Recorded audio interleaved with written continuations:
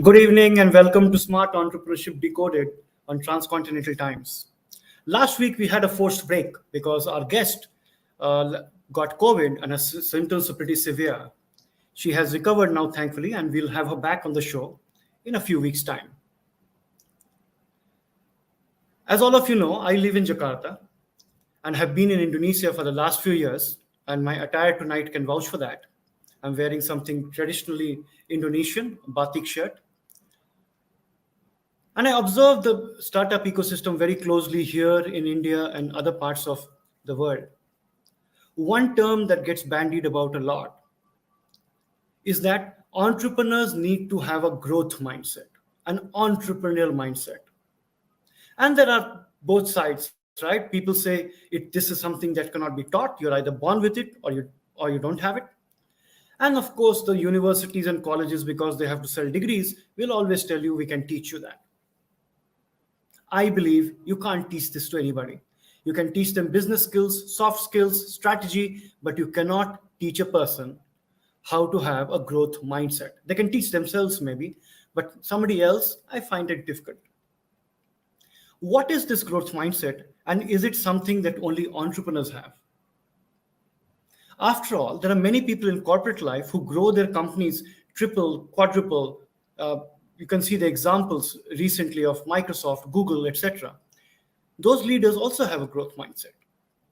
There are political leaders, social leaders, corporate leaders, people in the army, people in all walks of life who display a certain growth mindset, bringing change to the place where they are and enhancing their own lives, as well as impacting other lives.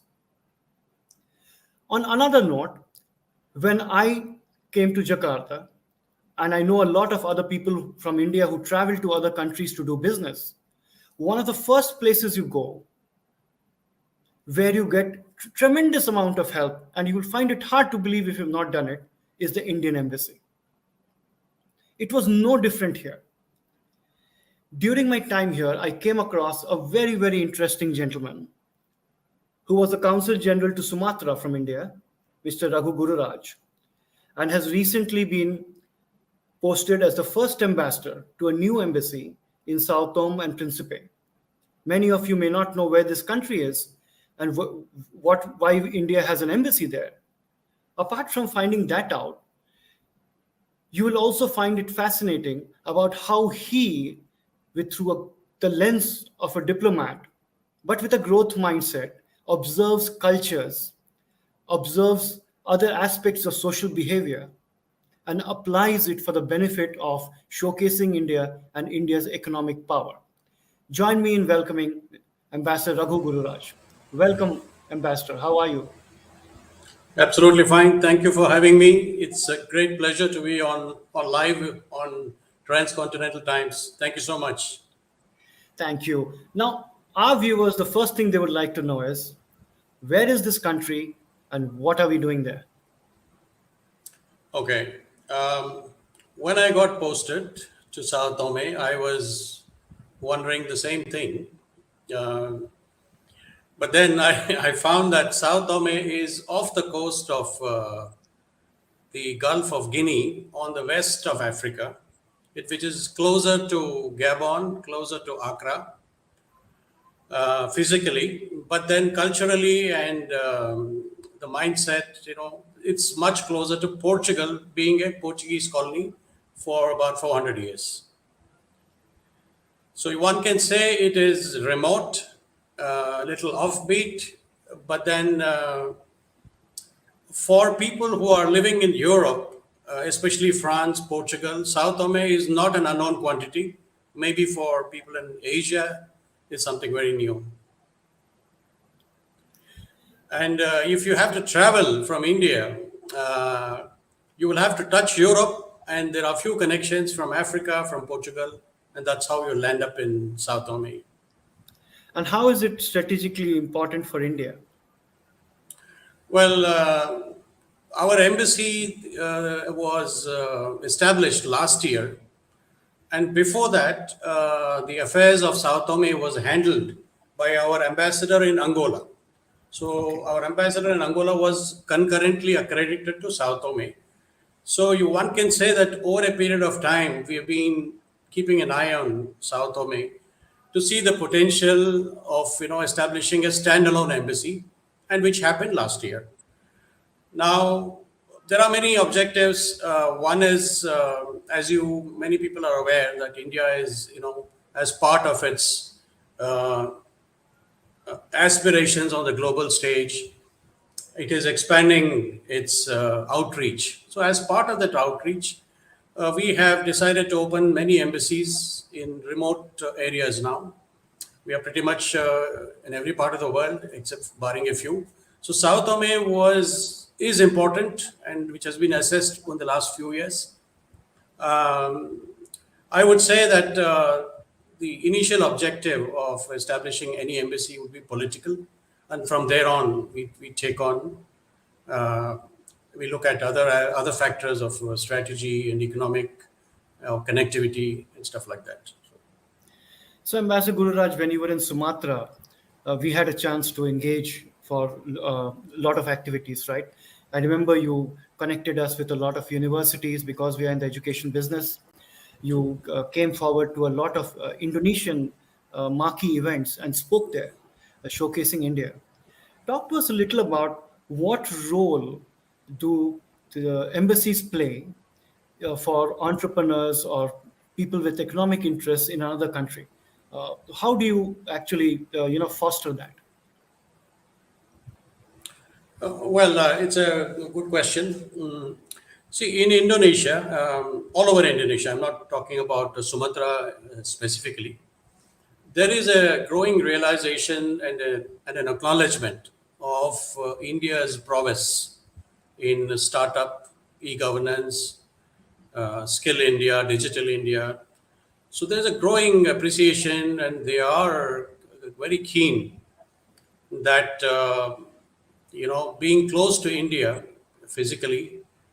So there is a realization in that country, especially at the academics in academic circles and even corporate circles, to tie up and to get to cooperate with India at any level, be it the government level or a private level or an academic level. So when I was in Sumatra, I found that many of these universities were struggling to go beyond their normal conventional to call a conventional kind of a role, in providing a degree, normal conventional education. But they have realized, just like in India, that there's a huge disconnect between the degrees they offer and the skill set which the degree holder comes out with, and suddenly finds there's a huge gap and he's unable to find jobs. And so they have found India as a very good model, where they have found that entrepreneurship has taken a stranglehold. It's to say, um, they have seen there are a lot of people who've gone visited India, given the huge Indian diaspora, especially the Indian origin Indonesians in Sumatra. They number about 200,000. So they keep going to India, and they find that a lot of people, especially the millennials, they would rather keep a degree under their belt, but then do things on their own.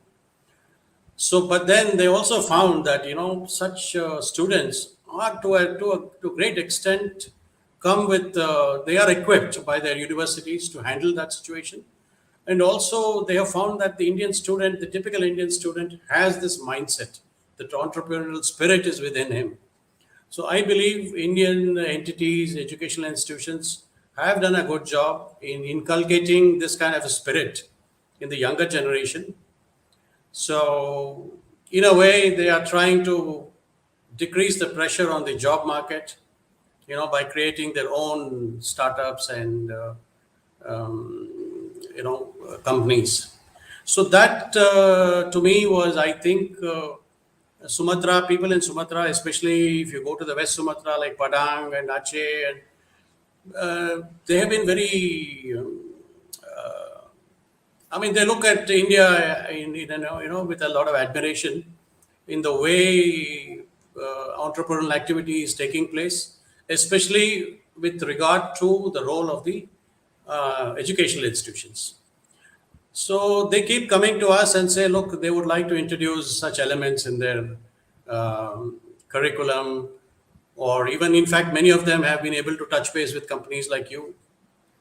And whenever companies like yours get in touch with us with your product, with your know how, and what you can offer, we do keep in mind the requests which come from the government authorities or the universities. And we try to match make and create a common platform, so that to see, what can be done. So I'm sure that by with your own experience, you would have found that many Indonesian universities have found Indian products and services quite appealing. So basically, this is what we do in a way. We have to keep our pulse on the ground, keep in touch with the companies like you who have one leg in India, one leg in Indonesia. So it's much easier for us to get a sense of what you're doing, and also to see, to assess, to what extent your products and services could be relevant to them. So once you try to factor in all these things, you try and create a platform and to bring all these players together, which is what we have done in Sumatra, Yeah. No, it with was, some degree of yeah. success. Yeah. So that's why I said it's for entrepreneurs, it's not something that naturally comes to them, right? There's certain cynicism of the government, but my experience has been very, very good. Let's shift track to an area of passion for you. In corporate life or anywhere, we often hear the word that, you must first understand the culture of the place before you try to do business, or a business relationship should be respectful of each other's culture. You keep hearing the word culture. You have been a very keen observer. You have written umpteen articles, and those of you, our viewers who are interested should Google Ambassador Gururaj's name on Transcontinental Times, and you'll find his very insightful articles on the cultural aspects of India and Indonesia.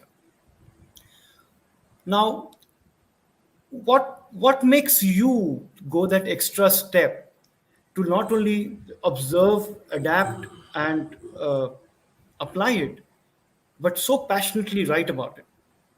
Is it a passion to write, or is it just that you observe things in a different way?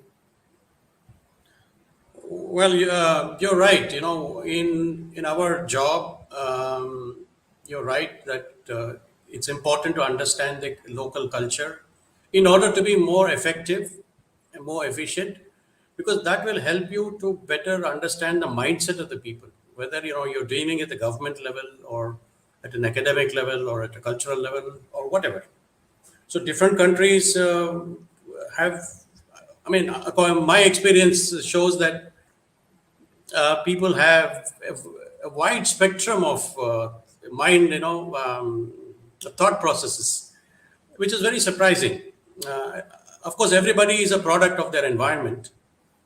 So, like for instance, when I was in Vietnam, when I was in Ho Chi Minh City, uh, there, to understand the culture first, and and then move forward, may not be practical, because you're I was in the middle of my career. It's not possible for me to pick up the language. The picking up the language of the country is the first step to understand the culture and the way they express themselves. So it may not be practical for each of us to pick up the language wherever you go, because not everybody uh, is a linguist. Some try to manage, with some words just to get by. But then you're right. Without the working knowledge of a local country, you are a little handicapped, because you tend to depend on translators every time in every meeting. That may not be ideal situation. But then, you see, it depends on the country you're posted. Like if you take Indonesia, before coming to Indonesia, I was aware of the deep linkages between India and Indonesia. I mean, a lot of material is there already. But then it's another thing to actually witness and see in play those influences right in front of you. So when you start functioning as I was the consul general in Sumatra, I could see on a daily basis, I could see the visible manifestation of the Indian influence, not only in terms of I mean, Sumatra has 70 temples, Indian temples. I was surprised. All kinds of temples.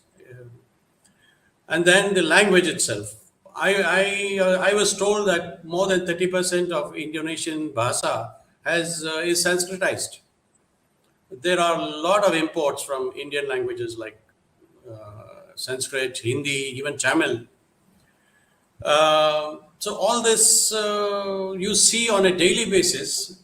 So things like that, and especially when you go to the markets, you find the cuisine is not entirely foreign in Indonesia. You must be knowing that. True.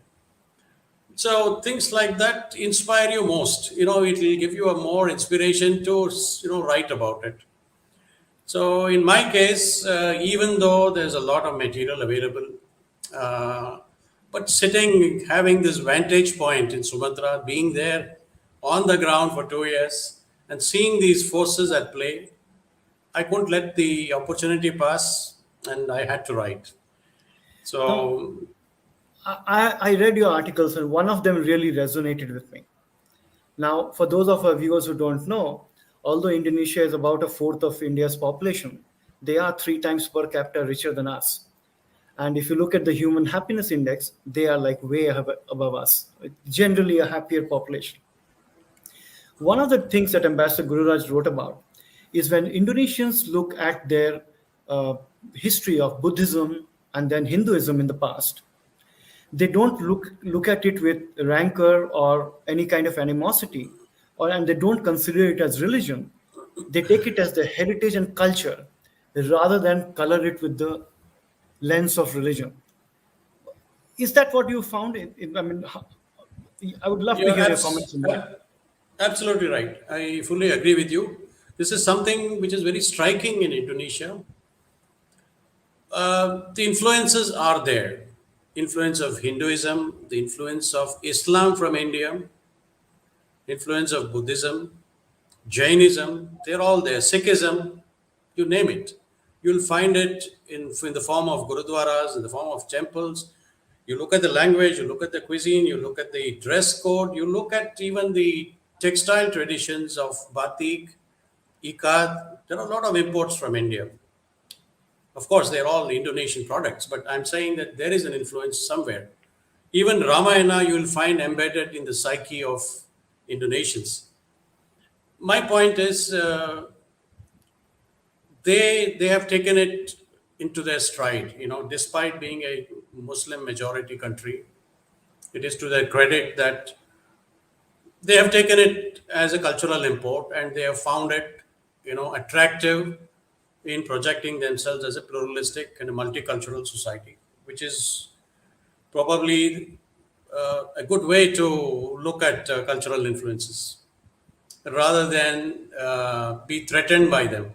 Yeah. So I don't mean to be political, but in that I find that socially for India, there's a huge lesson that you can come to terms with a traumatic past and not be fearful of 11th century or 16th century invader and still move ahead, and absorb these things. So here we have people whose names are Vishnu, Rama, etc. They're Muslim, but the names are completely Hindu. Often they don't even know it. So I feel there's a quite of a lesson there of how to live in a content manner despite quite a traumatic past, because it's quite similar to India's, right? Same colonization, they had dictatorship. Of course, we didn't have that, but same kinds of history is there. You're right, but then when we look at India, I mean, India has been a lot tolerant. India Yes, has, I mean, India has imbibed cultural influences for thousands of years. We are talking something like 2,000, 3,000 years, true. and we are still living it. That's what India is today. So if you look at the time span of what India has experienced, I mean, it's to the credit of India and Indians that we have assimilated these in some way or the other. Well, there may be times in any country's political setup or a growth trajectory. There may be aberrations here and there. Sometimes you may find there is an imbalance in our attitudes. But I don't. I think these are all temporary. For instance, even in Indonesia, people talk about the growing rise of the extremist ideology and all that. But then it keeps poking its head now and then. That's the case in India sometimes. But Yeah. overall, if you look at the picture from the back and from the historically, and look at the Indians of today and Indonesians of today, Yeah. I think they have taken it into their stride and they are moving forward. So Absolutely. Fringe elements hog undue media attention, and these things happen. Yeah, yeah. they get glorified. Often I read about things about Indonesia in the Indian press which I have not read here, and vice versa. Both sides it happens, and sometimes it's just funny. But Yes, let's talk a little bit more about this whole globalization and India's place and the pace at which it is happening. Over the last few years, more and more Indian businesses are globalizing or taking their products out yes, to other countries. Earlier, it was only our people going out, right, as software engineers, or and before that, as in different professions, doctors, engineers. Then came the IT boom, etc. But now we have a trend where Indian companies are taking their products and services out and going into a lot of uncharted markets, uncharted territories. Does that put a different kind of demand on people like you for a different kind of thinking? Because you are trained for a certain kind of a role, right? And now economics is becoming more and more important. Do you have to also shift your mindset and adapt in a particular way and probably relearn some things? absolutely. I mean, that's the challenge we have. That's the challenge, and that's the attraction in the service. As India changes, I mean, its diplomats and bureaucrats have to change. I mean, the change has to come within, in order to project that change outside. So it is, in a way, it's a learning process for all of us because as policies and orientation and strategies change at a government level, so we are here to project and implement them. So we do have to reorient ourselves with the policies, with our objectives. The objectives keeps changing. Like you said, it's not just trade anymore. It's just export of projects, export of our comparative advantages. So these things, we have to be on board with the overall thinking of the government at every level. So only then we are in a better position to project it and as well as implement it and understand the needs of the recipient countries and see where India can fit in. So it is just not about economics, it's not about trade, it's not about import export. Of course, it's a part of our engagement. One of the reasons for opening new missions is just that Sao Tome, obviously it's a small country. It has a population of 300,000. Just imagine, and it is only slightly bigger than Singapore. So obviously, the trade between India and, for that matter, with any country, will be limited by the small size of the consumer market here. True. So there's only so much capacity which Sao Tome can absorb imports, and Yeah. it can only produce so much. Yeah. But But then there that is the are challenge, right? Now this is your ninth posting, right? correct, If I'm right. correct. Now, sometimes you get a small country that's strategically important. Sometimes you get a large Yes, country that's economically important. So yes, you have to change your mindset with every posting. true. See, when an embassy is established, there is a reason behind it. So there is an objective. So each country we have different objectives for different regions. Even within regions, we may have different objectives for different countries. As far as Sao Tome is concerned, I would like to elaborate on it, but it's not about trade. It's like I said, it's a political objective as well as we are looking at projects, we are looking at the geographical location of the country. So we are looking long term. So there are certain projects which are in the pipeline Yeah. for which primarily this posting has been established. I mean, this embassy has been established. I'm sure many of our other embassies have slightly different, or depending, it all depends on the location of the country and where they are located, and I mean what assets they have, in terms of ports, or how attractive they would be for our supply chains. There are various factors which come into play. So Interesting. here, yeah. So here, as far as Sao Tome is concerned, our objectives are slightly, I would say, unconventional, because it does need an unconventional approach because the situation is different here.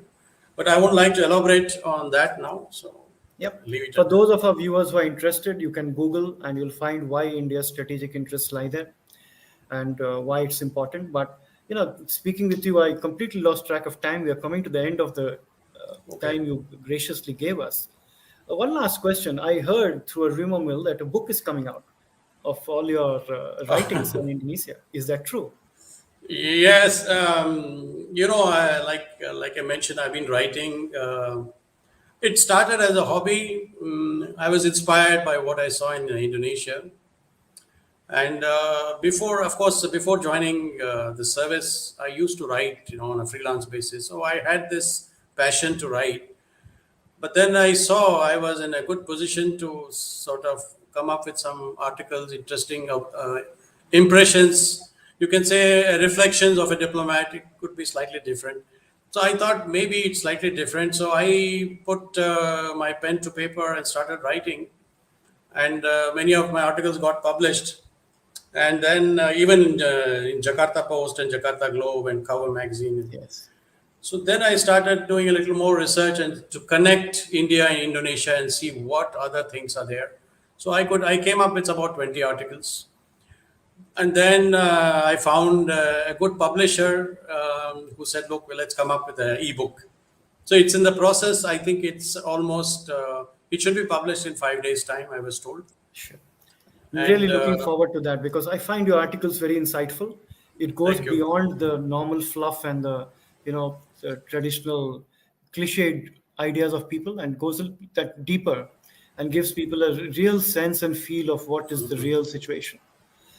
Ambassador Gururaj, I thank you very, very much for sparing the time and Thank you. joining me tonight. It has been an absolute pleasure to have you. I hope your book does really well. And please continue writing and giving us a flavor of the countries you go to. Thank you so much. It's a wonderful experience speaking to you and to the viewers. And thank you for your best wishes. And I just want to inform you that after coming here, I have managed to write about 14 articles on Indonesia. I mean, on India and Sao Tome. I could come up with something. Oh, I would It's in love the to public read those. domain. So, I so would thank you love to so read much. those. Wish you the very best, Ambassador Gururaj. All the best. Good night. Thank you so much. Good night. Thank Good you. night.